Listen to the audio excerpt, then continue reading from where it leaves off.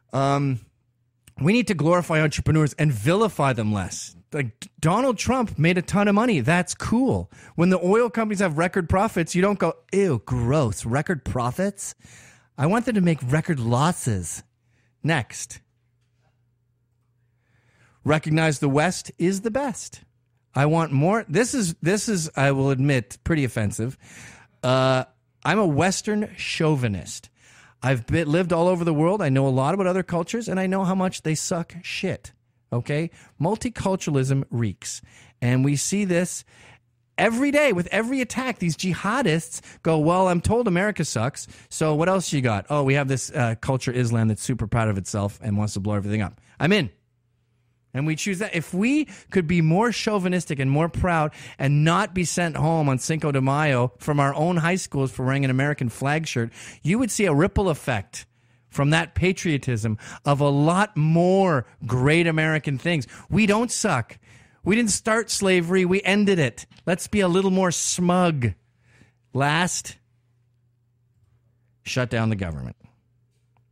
All I can think of when people say that is roads. And I don't know where we got this idea that roads are free. When I go upstate, I end up spending about $40 fucking on my Easy Pass. They seem pretty privatized to me. So say we have a few more potholes, which I don't think will happen. We don't need them for anything. And let's stop imbuing all this faith into basically the DMV. You know when you go to the DMV and everyone there is borderline retarded and they can't even pronounce Gavin McInnes? You know those morons? That's the whole White House. All politicians are just ugly actors. It's Hollywood for ugly people, but even more ruthless and shallow. So let's stop coming up with these ideas where we go, let's get more regulation, like even Occupy Wall Street. Fuck the rich. We want to fucking close down Wall Street. We need more government regulation. They're screaming anti-cop stuff and waving communist flags. Do you know how many cops you're going to get if this place goes Russian on your ass? You're going to vanish in the middle of the night for going to a protest is what's going to happen. Or it'll be like in Chile where they spray purple paint on you, and then every time the cops see someone purple, they kick the living shit out of them for weeks after. That's what happens when you let more regulation take over. All right, so those are 10 things that Gavin McInnes thinks we can do to save America. Now, for the record, let me just say this. I think the prison thing is a little bit extreme, starting off, but I can understand where he's coming from. And this is something that the left always complains about. They complain endlessly about how the prison population is overpopulated, and we spend too much on prison, and yet these are the same people who want to restrict the Second Amendment further and further, and that was kind of Gavin's point in that, and that's my point. We have way too many scumbags out there who, for whatever reason, there's this whole moral justification out there now, or there's this whole moral thought out there that murderers and rapists can be rehabilitated and set off into society to lead healthy and productive lives. Now, I would like to think that is the case, but sadly, ladies and gentlemen, that is unfortunately, not only is that not the case, but that's just dead wrong. 90% of the scumbags out there who rape kids and who rape women, they're never going to change. So instead of locking them in a cell, like we've been so prone to do, and we spend all this money on castration drugs and whatnot, and we spend taxpayer dollars on rehabilitation. For all that money, folks, these people at the end of the day don't really change, and so Gavin's point is, when they act up, it's better to have the Second Amendment on your side, so if they do attack you, you can defend yourself. In fact, I would go so far as to say, ladies and gentlemen, that not only do I think the Second Amendment should be a freedom of ours, I think, ladies and gentlemen, that the Second Amendment, I think owning a gun should be mandatory. Yes, you heard me. I think learning to defend yourself should be mandatory. I think they should teach self-defense in high schools.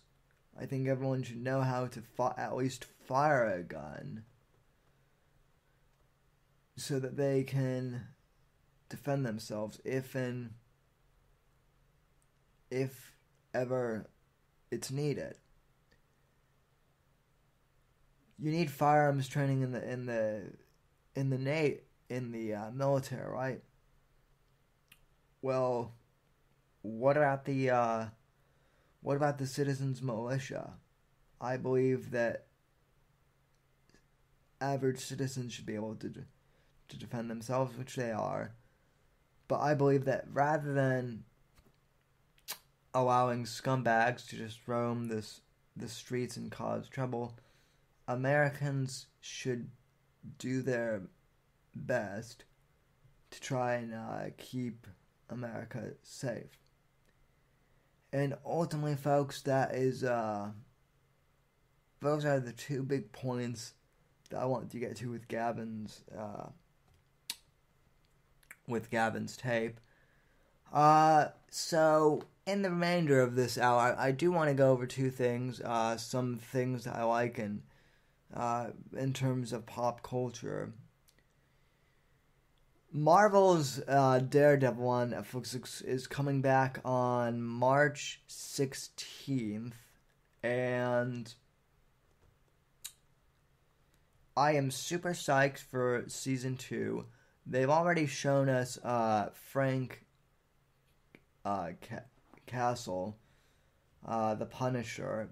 He's going to be appearing in this season. They announced that a few months ago. They also recently announced that Elektra is going to be appearing in Season 2 as well.